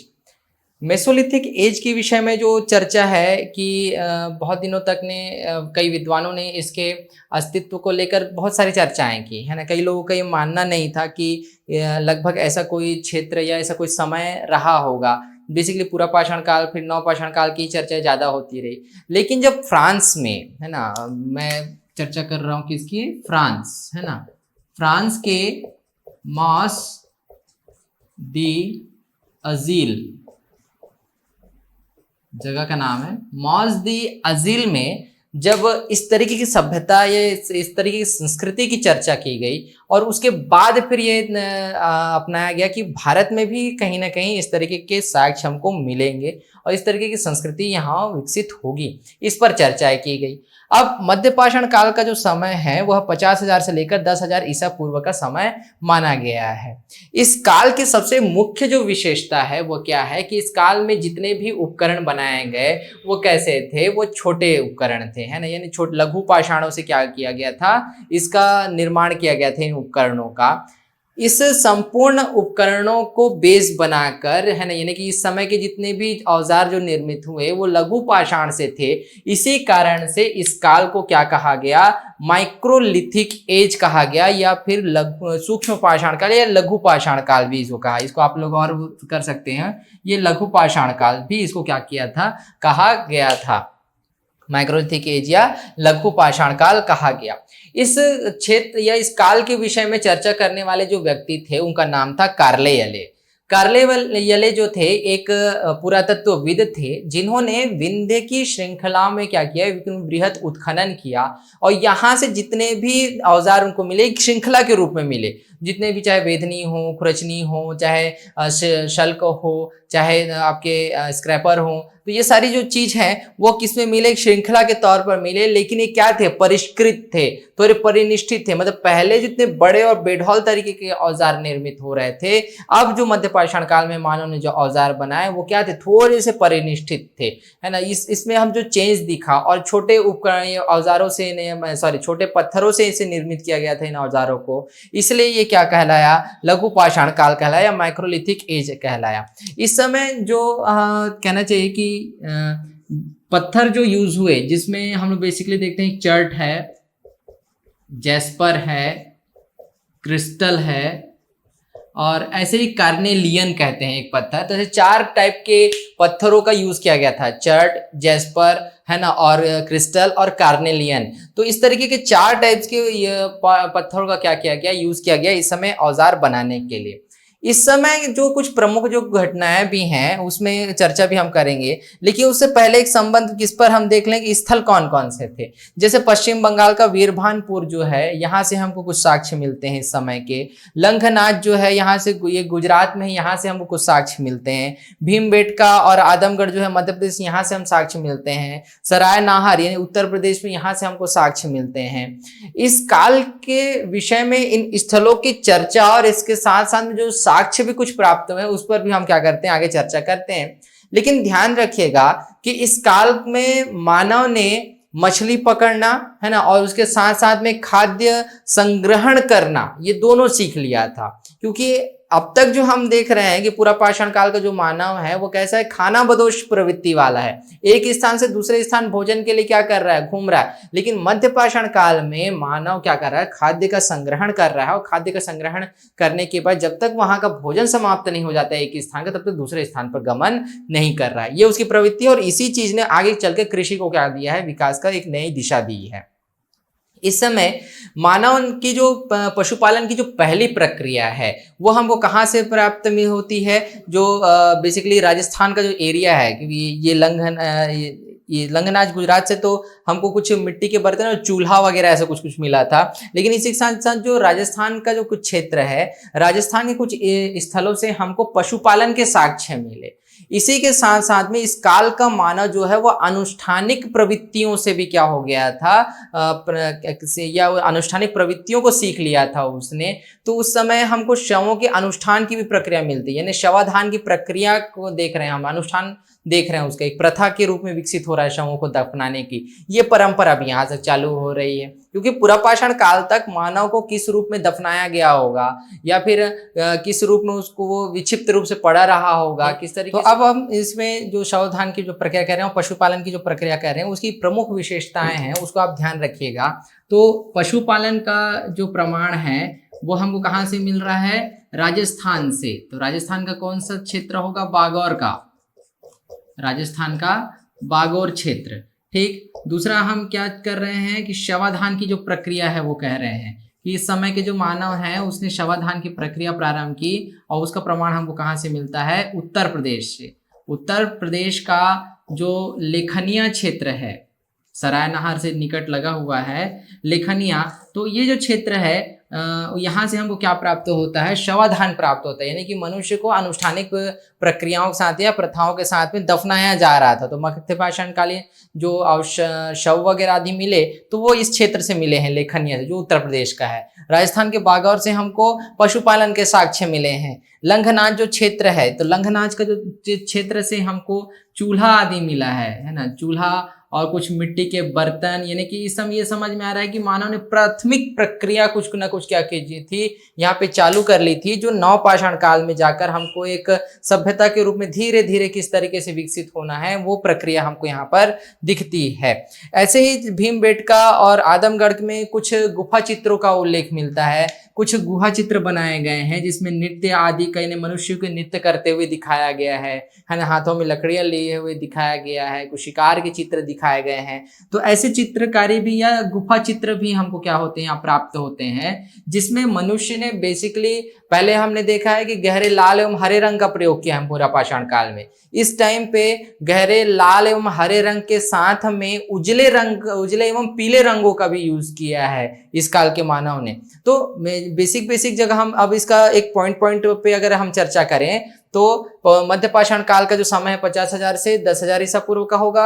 इस काल के उपकरण छोटे पत्थरों से बने हुए थे, इसलिए इस काल को लघु पाषाण काल या माइक्रोलिथिक एज कहा जाता है। इस काल की जो खोज है या इसकी जो श्रृंखलाओं के जो उत्खनन है, यानी विंध्य श्रृंखला का जो उत्खनन है 1867 में कार्ले ने किया था। इसके स्थल जो है वीरभानपुर, लंघनाज यानी कि पश्चिम बंगाल, गुजरात और मध्य प्रदेश, उत्तर प्रदेश और राजस्थान में क्या है हमको प्राप्त मिलते हैं। इस काल के मानव ने पशुपालन की पहली प्रक्रिया प्रारंभ की, जो हमको जिसका प्रमाण हमको राजस्थान के बागौर से मिलता है। शवाधान की प्रक्रिया हमको यहाँ प्राप्त हो रही है, यानी कि शवों को दफनाया जा रहा है, वो हमको कहाँ से मिलता है? लेखनिया से मिलता है। ध्यान रखिएगा कि इस काल के जो गुफा चित्र हैं, इसको मैं मेंशन भी कर देता हूँ कि गुफा चित्रों को खोजने का काम जो है डी.एस. वाटंकर और डी.डी. कोसाम्बी बेसिकली एक मैथमेटिशियन थे, लेकिन इनकी रुचि इतिहास में बहुत ज़्यादा थी। तो डी.डी. कोसाम्बी है ना, डी.एस. वाटंकर और डी.डी. कोसाम्बी, इन दोनों ने इनके गुहा चित्रों को खोजा है। तो भीमबेटका और आदमगढ़ में मिले थे, यानी कि मध्य प्रदेश के क्षेत्र में मिले थे। ठीक, इसी के साथ साथ हम ये देखते हैं कि किस तरीके से नवपाषाण काल की तरफ क्या हो रहा है, मानव बढ़ रहा है, अब कुछ इसमें क्रमिक विकास हो रहा है। तो अब आगे हम जो देखेंगे वो किसको देखेंगे? नवपाषाण काल को देखेंगे। अब पाषाण युग के अंतर्गत क्या कि नवपाषाण काल यानी कि नियोलिथिक एज। सबसे पहले जब नवपाषाण की जब बात करेंगे या नियोलिथिक एज की जब बात करेंगे, तो नियोलिथिक शब्द का जो सर्वप्रथम जो प्रयोग था वह 1865 में सर जॉन लुबॉक ने किया था। जो एक नया चेंज आ रहा था, जो मानव के क्रमिक विकास में एक नया अध्याय था, तो उसको उन्होंने क्या कहा कि ये न्यूलिथिक एज है, यानी कि नवपाषाण काल है। उन्होंने कहा नवपाषाण काल के जितने भी औजार जो बने वो किस तरीके के हैं या उनमें क्या नई चीजें हैं, तो उसका जो अध्ययन है या उसकी जो संकल्पना रखने वाले जो व्यक्ति थे वो कौन थे? ली मेसूरियर थे। 1860 में इन्होंने नवपाषाण काल के संबंध में क्या रखी थी? संकल्पनाएं रखी थी उसके औजारों के संबंध में। इस समय के जो औजार थे, जिसमें हम लोग बेधक, खुरोचनिया, शल, कोड, इन सारी चीजों को फिर से देखते हैं, लेकिन इस समय की खास बात ये थी कि इस समय के जो औजार हैं वो कैसे थे? पॉलिश्ड दार औजार थे, जिसमें हम लोग ये देखते हैं कि पहले जैसे बेढौल हैं, ठीक है, फिर क्या है, भद्दे किस्म के औजार हैं, लेकिन इस समय के जो औजार हैं वो बिल्कुल पॉलिशदार औजार हैं, परिष्कृत हैं बिल्कुल। तो इस तरीके के औजारों का निर्माण इस समय किया गया। मुख्य बात पे चर्चा करते हुए कि इनकी विशेषताओं पे मैं आऊंगा, तो इसके जो प्राप्ति स्थल है बेसिकली क्वेटा घाटी, रानीगुंडई, रावलपिंडी, ये तीन जो मेन क्षेत्र है वो किसका है? आपका पाकिस्तान का है। ये पाकिस्तान में है। पाकिस्तान का एक और जो क्षेत्र है बेसिकली ये यहाँ पे आएगा हमारे पास, बलूचिस्तान का। ये रानीगुंडई जो क्षेत्र है वो मेहर उसी का है, बलूचिस्तान का ही है, जो पाकिस्तान प्रांत में।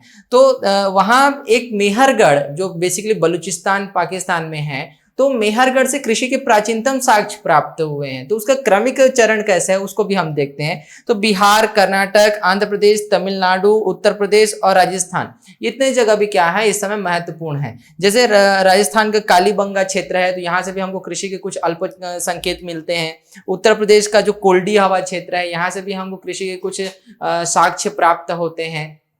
सबसे पहले जो बात हम करते हैं कि इस समय इस समय की जो कृषि के जो साक्ष्य आदि प्राप्त हुए या फिर जो नई बातें जो विशेषताओं के रूप में रखी गई, उसको सर्वप्रथम बताने वाले जो पुरातत्वविद थे, एक थे मिल्स एवं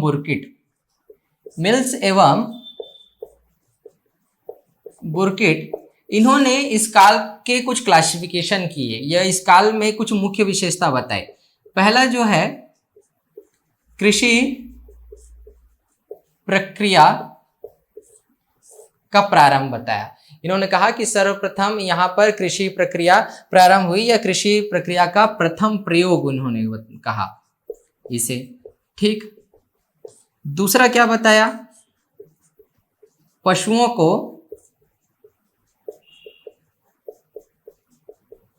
पालतू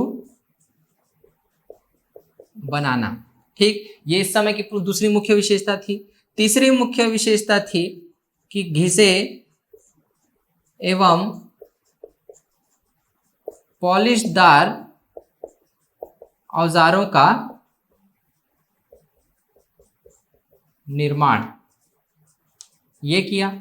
ठीक, और चौथा जो विशेषता इन्होंने बताया ये था मृदभांडों का निर्माण।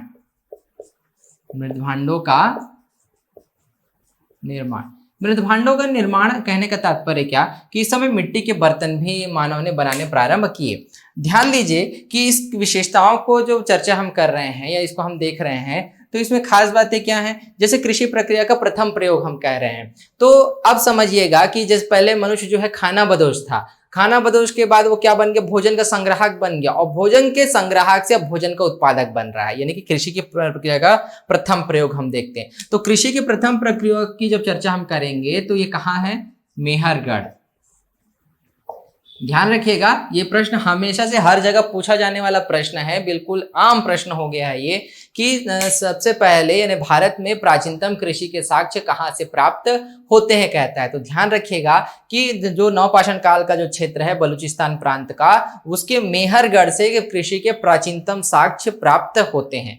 अब इसमें दो कॉन्फ्लिक्ट आता है कि आप पहले जौ की खेती की गई या फिर आपका कपास की खेती की गई। कई कई किताबों में आपका गेहूं और धान का भी उपयोग कर दिया गया है, जो बिल्कुल ठीक नहीं है ना। ध्यान रखिए कि सबसे पहली चीज अगर मानव ने उगाई थी तो पहला कपास था, और कपास के बाद फिर जौ आया, जिसको हम लोग जो टाइम पीरियड हम लोग जो बांटे हैं नवपाषाण काल का 10,000 से लेकर आदि इतिहास तक का, तो एक चरण से जब चीज चालू होता है तो पहले जब कपास को उसने उगते देखा, और उसके बाद फिर उसने किसको उगाना प्रारंभ किया, जौ को उगाना प्रारंभ किया, जो बाद में चलकर सिंधु घाटी सभ्यता का या फिर आद्य इतिहास का एक प्रमुख उपज बना, जौ। तो यहां से हम कृषि के प्रथम साक्ष्य हम देख रहे हैं। इसी के साथ साथ जो है इस काल का जो मानव है, इसने औजारों के या उपकरणों के निर्माण में हड्डियों का भी प्रयोग किया है। जब हम कश्मीर की बात करेंगे, कश्मीर प्रांत की, तो कश्मीर में औजारों के निर्माण से हम लेते हैं तो इसमें हड्डियों का यूज हुआ, ठीक है। तो कश्मीर के आपके बुर्ज होम और गुफकराल, बुर्ज होम व गुफकराल, ये दो जो क्षेत्र हैं कश्मीर के, तो यहाँ से हमको एक तो हड्डियों के जो बने हुए औजार थे उनका हमको क्या मिलता है, एक वो मिलता है, जखीरा मिलता है, एक भंडार मिलता है। दूसरा जो गुफकराल और बुर्ज होम दोनों हैं, यहाँ से गर्तावास भी प्राप्त हुए हैं। क्या प्राप्त हुआ है, गर्तावास, यानी कि इसको हम कहते हैं गड्ढा घर, गड्ढा घर भी कहते हैं, ठीक। तो जो हमको इस समय मिला क्या कि एक तो हड्डियों का जखीरा, हड्डियों के बने हुए औजारों का जखीरा मिला, साथ साथ में इसमें मृदभांड भी थे, मिट्टी के बर्तन भी थे, प्रस्तर औजार भी थे, पत्थरों के भी औजार थे। अब इसमें दूसरा हमको क्या मिला है कि जैसे बुर्ज होम गुफकराल है, उससे हमको गर्तावास कह रहे हैं ना, गड्ढा घर, यानी कि जो गड्ढा घर कहने का सेंस क्या कि नीचे मकान है और ऊपर भी क्या है, मकान है। मतलब ऊपर के तल का हमको वो सबसे ज्यादा विकसित नहीं मिलता, लेकिन नीचे गड्ढा करके के भी क्या किया जाता था, गर्तावास ऐसा बनाया जाता था। तो उसका प्रयोग अगर देखना है इस तरीके से कैसे होते थे, गड्ढा घर है ना, यानी भूतल की जब बात हम करेंगे तो कैसे होता था, उसका एक एग्जाम्पल आपको सिरपुर में भी मिल सकता है, छत्तीसगढ़ में। हालांकि वो पूरा पाषाणकालीन नहीं है, लेकिन उस समय जो एक मार्केट जो मिला हुआ है सिरपुर में, ये जो बाजार मिला हुआ है, उसमें नीचे घर होता था और ऊपर दुकानें होती थी। तो गर्तावास और हड्डियों के जो औजारों का जखीरा जो है बुर्ज होम और गुफकराल में हमको मिला था। ये एक विशेषता हमारी होगी, जिसमें हम देख रहे हैं कि मेहरगढ़ से हमको कृषि के प्राचीनतम साक्ष्य मिले, सबसे प्राचीन है ना, मेहरगढ़ से कृषि चालू हुई है।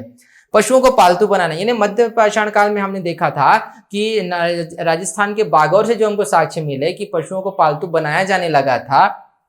अब यहाँ पे क्या हो गया, वो एक प्रक्रिया में शामिल है, एक प्रमुख विशेषता में शामिल है कि जो पशु जो है वो क्या बनाया गया है, पालतू बनाया गया है। इस समय के औजारों की जो चर्चा हम कर रहे थे, तो घिसे एवं पॉलिशदार औजार इस समय क्या होने लगे, निर्मित होने लगे। इस समय मिट्टी के बर्तनों का निर्माण भी क्या होने लगा, प्रारंभ होने लगा था। क्योंकि इससे पहले मैंने मध्य पाषाण काल में बताया कि गुजरात का जो लंघनाज का जो क्षेत्र है, वहां से हमको चूल्हा आदि का भी क्या मिलता है, साक्ष्य मिलता है। और कुछ अपरिष्कृत या कहना चाहिए कि बहुत सुंदर बर्तन तो लेकिन मिट्टी के बर्तनों का भी प्रमाण मिलना यहाँ से हमको क्या होता है, चालू होता है। तो इस तरीके से हम लोग ये देखते हैं कि जो नवपाषाण काल भी है, उसमें भी ये मानव का एक क्रमिक विकास हमको क्या हो रहा है, दिख रहा है, जो आगे चलकर एक विकसित सभ्यता का क्या लेता है, रूप लेता है। तो ये जो चर्चाएं हैं, इसमें एक छोटा सा अंश में ताम्रपाषाणिक काल के साथ में अगले उसमें डालूंगा, अगले वीडियो में। तो इसमें एक चर्चा क्या है मुख्य रूप से कि इसी समय पे जो अनुष्ठानिक जो प्रक्रिया थी, मैं इसी पे हल्का सा मेंशन करता हूं, उसको अलग से बताऊंगा अभी आपको। मृतकों का जो संस्कार होने लगा, मृतकों का अंतिम संस्कार या मृतक संस्कार इसको हम लोग कहते हैं, तो इसमें शवदान की प्रक्रिया अलग अलग आदि इतिहास तक हम देखेंगे भी, लेकिन मृतकों का जो अंतिम संस्कार की एक जो प्रक्रिया हुई, तो शवों को दफनाने के बाद उसके ऊपर बड़े बड़े शिलाखंड रखे जाने लगा या बड़े बड़े पत्थर रखे जाने लगे, बड़े बड़े पत्थर रखे गए। तो इन पत्थरों को रखने के कारण ये संपूर्ण काल जो है वो क्या कहलाया है, महापाषाण काल भी कहलाया। ये थोड़ा सा किसके बीच का है, आद्य इतिहास और 10,000 ईसा पूर्व के मध्य के बीच का समय है, जिसमें हम देख रहे हैं कि महापाषाण का प्रयोग हो रहा है, बड़ी बड़ी शिलाओं का प्रयोग हुआ इस समय, क्योंकि इस समय माना जाता था कि मनुष्य का जो जीवन है वो क्या है, बिल्कुल लौकिक जीवन है, और उसके बाद मृत्यु के बाद ये अलौकिक जीवन में चला जाता है। कुछ ऐसी धारणाएं बनाई गई, जैसे मैंने पहले भी कहा था कि जब हम प्राग के इतिहास के बारे में पढ़ेंगे तो उस दौर में हम साक्ष्यों के आधार पर सांस्कृतिक सूचक का निर्माण करेंगे, ये मैंने कहा था। तो उसे सांस्कृतिक सूचक के रूप में जब हम यहाँ पे देखते हैं कि मनुष्यों को दफनाया जा रहा है या कब्र बना के दफनाया जा रहा है, कभी कभी तो ऐसा हमको मिला है कुछ की प्लेटें बना के उसको दफना दी गई है, उसमें उसके कुछ जरूरत की चीजें भी रख दी गई है। तो इस समय हमको कुछ युगम क्या मिलते हैं या युगल शवदान की जो प्रक्रिया वो भी मिलती है, जैसे उत्तर प्रदेश में हमको मिला था ना, राजस्थान में एक मिला, फिर कश्मीर में एक मिला, जहाँ पे एक यानी कि कुत्ते को और उसके मालिक को दोनों को दफनाया गया था, इसका प्रमाण जो हमको मिल रहा है। तो इस तरीके से जो पद्धति चली, उसमें शवों को दफनाने के बाद जो है उसके ऊपर एक क्या रखा जा रहा था, बड़ी सी शिला रखी जा रही थी। और मैंने बताया कि जो कब्र बनाकर या जो दफनाने के समय उसके साथ कुछ वस्तुएं रखी जा रही थी, यानी कि मनुष्य के परलौकिक समय में जाने के बाद उसको किसी भी वस्तु की क्या ना पड़े, उसको आवश्यकता महसूस हो तो वो इसका उपयोग कर सके, या उसका आवश्यकता महसूस ना हो, इसलिए उसके साथ में एक प्रक्रिया निभाई जा रही थी। और जब उस शव के ऊपर जो बड़ी बड़ी शिलाखंड रखे गए, उसे हमने क्या कहा, महापाषाण कहा, है ना, जो जिसको हम लोग आज के डेट में मृतक स्तंभ वगैरह भी कहते हैं। और उसका छत्तीसगढ़ में एक बेसिकली ट्राइबल्स कल्चर में बहुत ज्यादा प्रभाव भी है, बस्तर के क्षेत्र में। ऐसे ही हमारा छत्तीसगढ़ के विषय में जब मैंने एक ताम्रपाषाणी काल जब पढ़ाया था, उस समय भी मैंने उसके विषय में चर्चा की थी।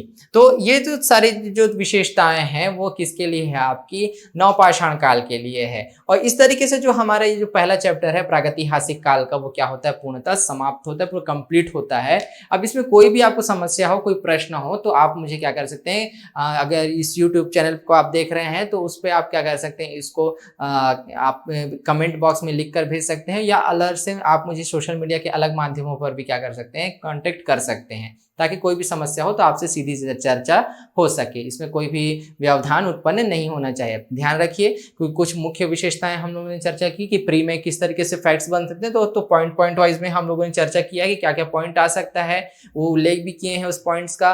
दूसरा क्या कि अगर मेंस में लिखना है तो जिस तरीके से पॉइंट्स को मैंने डील करते हुए आप लोग को एक्सप्लेन किया है, उसी को आपको किस फॉर्म में ले जाना है, आपने राइटिंग फॉर्म में ले जाना है। तो कुछ कुछ चीज़ों के लिए जब हम मेंस की आंसर राइटिंग चालू करेंगे तो उसमें भी आपको क्या होगा, ये आसान होगा कि किस तरीके से लिखना है। लेकिन जिस तरीके से आप नोट्स बनाएंगे, उस नोट्स के बेसिस पे भी आपको क्या होगा, आंसर लिखने में हेल्प होगा। ठीक है, जो आपको केवल आपको समझ में आनी चाहिए, ऐसा नोट्स बनाइए। ठीक, तो आज का ये टॉपिक यहीं पे समाप्त होता है, और आगे हम नेक्स्ट देखेंगे ताम्रपाषाणी काल, और उसके बाद देखेंगे आद्य इतिहास को। धन्यवाद।